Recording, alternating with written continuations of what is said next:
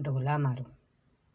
यह कहानी है राजस्थान के ढोला मारू की गाई जाने वाली प्रेम कहानी। राजस्थान के लोक कथाओं में बहुत सी प्रेम कथाएं प्रचलित है, पर इन सबसे ढोला मारू की गाथा विशेष लोकप्रिय रही है। नरवर के राजा नल के पुत्र साल्व कुमार का विवाह महज 3 साल की उम्र में बीकानेर स्थित पुंगल क्षेत्र के पंवार राजा पिंगल की पुत्री से हुआ था। चूंकि यह बाल विवाह था, अंत तक गौना नहीं हुआ था। जब राजकुमार वयस्क हुआ तो उसकी दूसरी शादी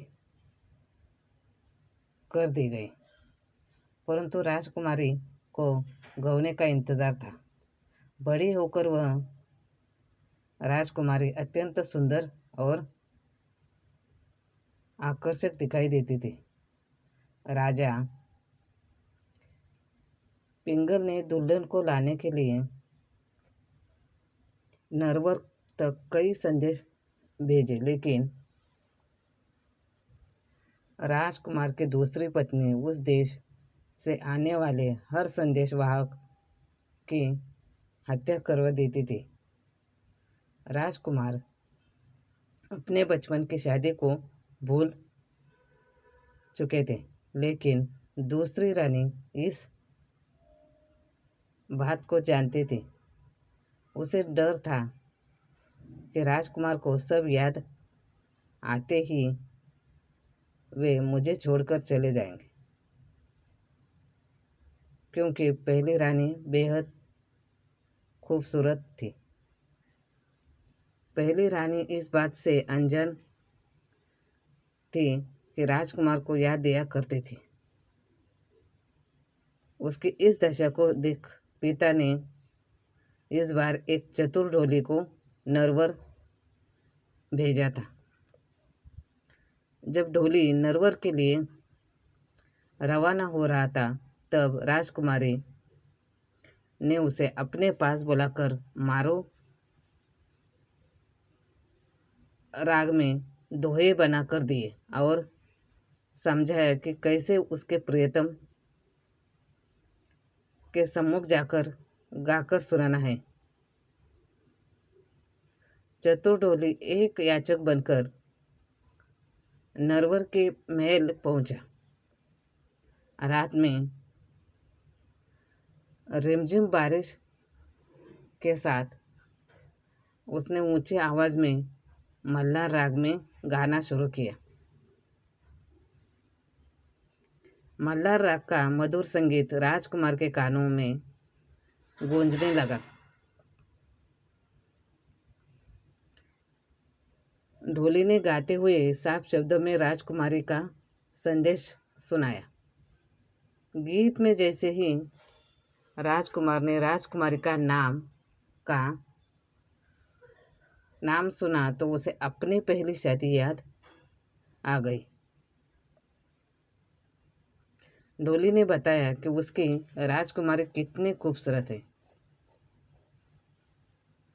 और वियोग में है। ढोली के अनुसार राजकुमारी के चेहरे की चमक सूर्य के प्रकाश की तरह है। झीने कपड़ों में से शरीर ऐसे चमकता है मानो स्वर्ण झांक रहा हो। हीरो जैसे दांत, मूंग सरिटे ओठ है। बहुत से गुणों वाली, क्षमाशील, नम्र व कोमल है। गंगा के पानी जैसी गोरी है। उसका मन और तन श्रेष्ठ है, लेकिन उसका साजन तो जैसे उसे भूल ही गया है और लेने नहीं आता। सुबह साल्व कुमार ने उसे बुलाकर पूछा तो उसने राजकुमारी का पूरा संदेशा सुनाया। आखिर राजकुमार ने अपनी पहली पत्नी को लाने का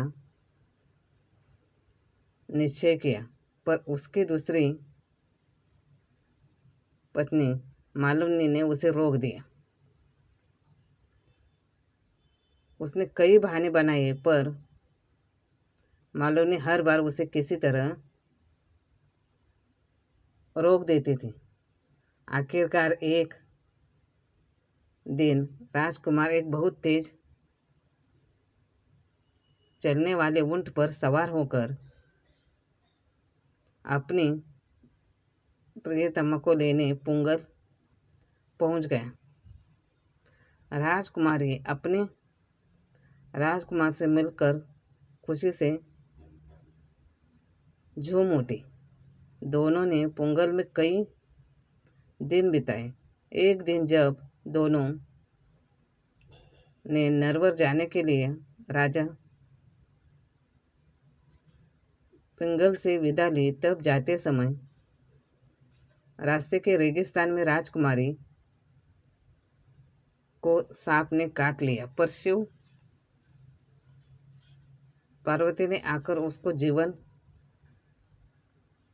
दान दे दिया। लेकिन इसके बाद उनका सामना उमरा सुमरा से हुआ, जो सालू कुमार को मारकर राजकुमारी को हासिल करना चाहता था। वह उसके रास्ते में जाजम बिछाकर महफिल सजाकर बैठा गया। राजकुमार सल्व कुमार अपनी खूबसूरत पत्नी को लेकर जब उधर से गुजरा तो उमर ने उससे मनोहार के और उसे रोक लिया। राजकुमार ने राजकुमारी को ऊंट पर बैठे रहने दिया और खुद उमर के साथ अमल की मनोहार लेने बैठ गया। इधर ढोली गा रहा था और राजकुमार व उमर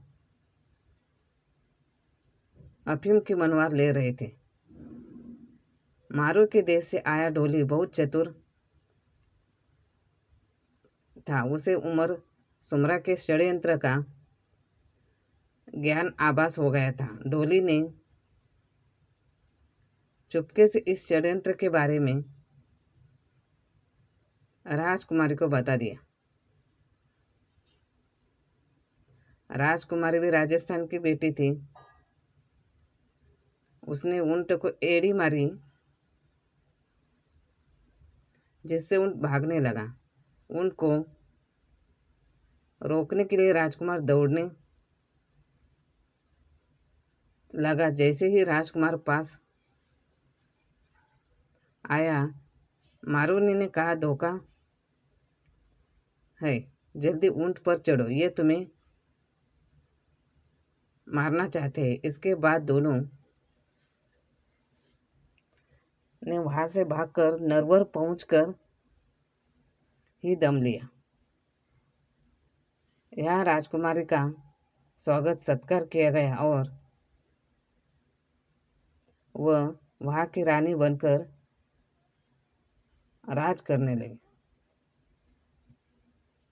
इतिहास में इस प्रेमी जोड़े को ढोला मारू के नाम से जाना जाता है। धन्यवाद।